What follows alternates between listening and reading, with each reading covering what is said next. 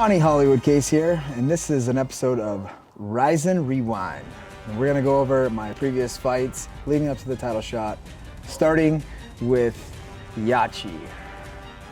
All right, let's see here. I took this fight on like 2 weeks' notice.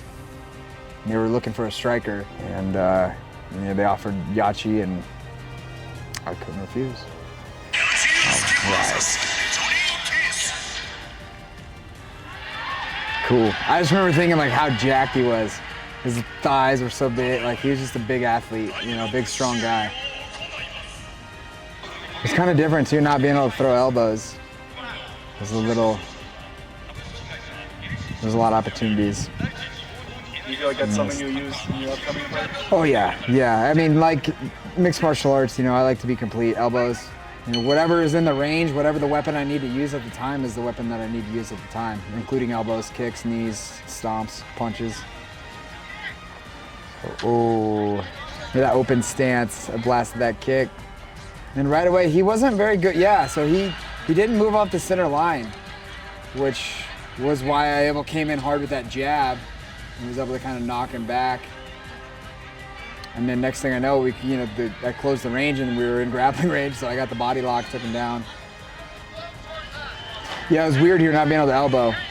He was able to control my wrist kinda, and reminded me of being back in like amateur, you know, like how amateur days are now. Especially in those tight positions, it makes more sense to elbow. Oh, for sure, yeah. So he's stuffing my elbows like a good job, like trying to set up his triangle, but if I can elbow, I can swing that over the top and still create quite a bit of force with that elbow. So it's safer for him. Oh, I got him bloody there. I didn't even realize I hit him with something. Oh, there he pushes me out. There's that strength I was talking about. All right, I'm getting up now. Push. Well, I was really surprised here. So in a cage, when you push guys against the cage, it kind of makes them tired, you know? But here in the ropes, in the corner too, when you push guys into the ropes, it's like a net, and they can just kind of chill and relax, and it actually makes you tired of having to push them in there. So that's something I learned in this fight that I didn't know before. Right there, he clipped me with a good right hook, good lead hand, because he kind of messed with the timing a little bit, and I was able to shoot, like come up obviously into a shot after getting rocked. And here's what I realized how tired I'm getting, pushing him into the ropes and stuff. So when you land a punch like that, can you tell that it's going to cause significant damage, or? Yeah. So that one actually was like, yeah, you can tell when you get guys because you stop their momentum. It's like boom, like you can feel. But the really good ones, you don't, like how I beat Satoshi with that like quick 6-inch one. You don't feel them at all. It's like a little whop. It's like a little bop. It's weird. That one I felt, but see, that wasn't even a good punch. That was like the outside of my hand. That wasn't even turned over all the way. Like that was like this part of my hand. So it just happened to hit him accurately in the eye, the right angle. The right angle makes a big difference too. Oof, slip. Yeah. Nice, good uppercut. See, I know we're both tired. Now I know like tick for tack, like I got him, you know what I mean? I don't have to worry about being gassed and him just being in better shape and being able to just, you know, burn it on, you know, to just really dump it on me. Did you feel like his most dangerous punch was his like lead right hook?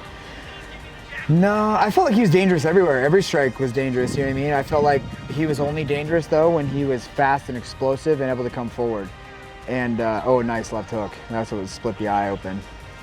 So I knew like it was gonna be like bull in a matador kind of thing. Make sure I was slipping my head off center line, letting him run forward into my shit, you know, and keeping it simple. 1-2s, in and outs, hooks, mixing the takedowns when he would get too forward on the smothering, you know. This was back when he was still training at Crazy Bee. Yeah. Shout out to Miyu, Kyle. Yeah, and they called it. And I was excited I could stop hitting him. Yeah. Not bad, not a bad debut, you know. I came in and spoiled his plans, and I've gotten so much better since this fight. As I'm sure Yachi has as well. So. Yeah, it was a good fight. Next fight, my third fight against Roberto de Souza, the man they call Satoshi, the current RIZIN lightweight champion of the world. And this was the first round of the Grand Prix tournament. So I've always really enjoyed the style matchup of striker versus grappler. I feel like too, with my wrestling background, I'm able to, I dictate, you know, whether I want to grapple or whether I want to strike. And because of that, you know, jiu-jitsu guys will fight. They'll try to go for finish, you know, which will give me openings to work my strikes, work my defense as well. So I always liked the matchup. I always liked fighting jiu-jitsu, mostly submission guys. So when I got this matchup, I was pretty ecstatic.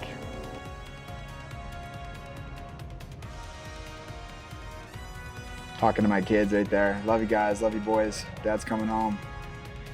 Get this win real quick. Even now, he wouldn't look at me in the eyes, you know? Like, that's a Japanese thing, you know? He's super, you know, trying to be polite. Like, I'm in here to kill him, you know what I mean? And I expect nothing less out of that from him. Even then, first step right away. He touches gloves, backs right away. I knew he didn't, you know, and now he's just, oh, trying to figure it out. What do I do?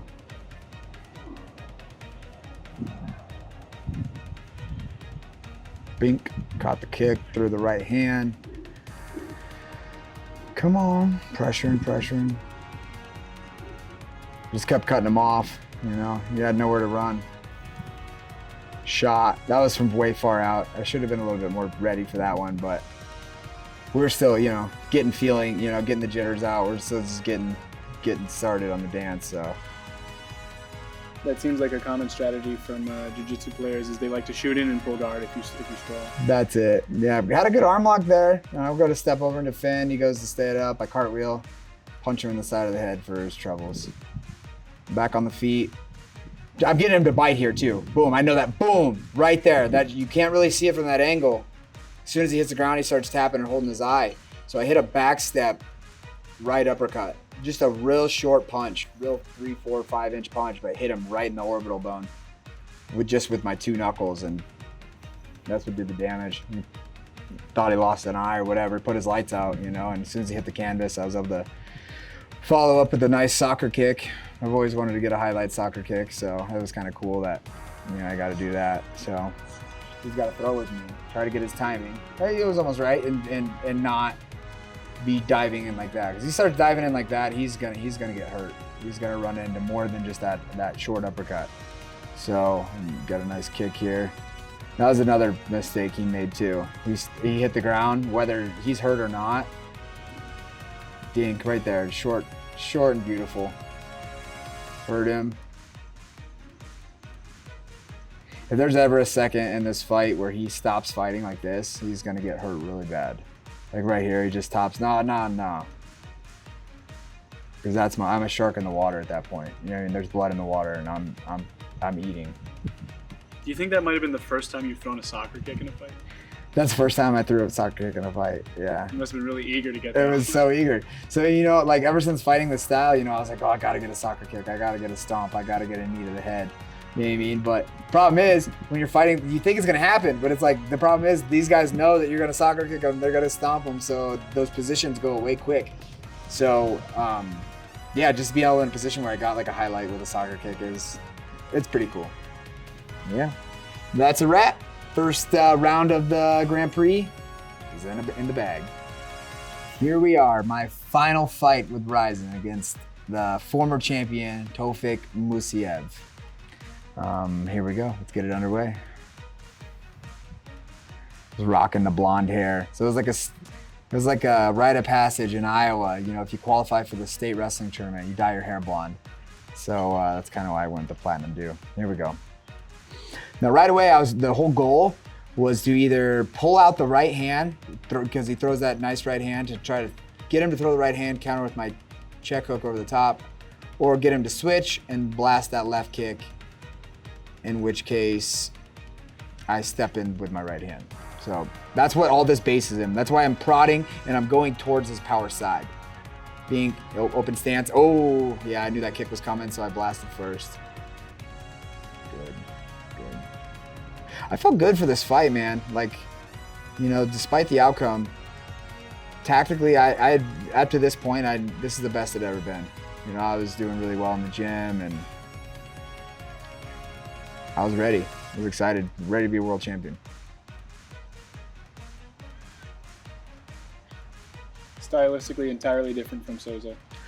Entirely, yeah. I'd say Taufik's more of the well-rounded fighter. You know, I mean, he's really well-rounded anyway. He could do it all. You know, striking, wrestling, submissions, ground and pound. He's a very complete fighter. It seemed like everybody thought he was the dark horse even back at the start of the Grand Prix. Yeah, no, I remember he fought on the card. The very first fight I had with RIZIN, when I fought Yachi, he was on that card too. And I remember, oh, there it was. There's that right hand. Yeah, blast the kick, and now I'm trying to get him to throw it again. But I remember seeing him then on that fight card, and like seeing him warm up and stuff, and I was like, no, this guy's good. I knew there was a possibility that matchup could happen.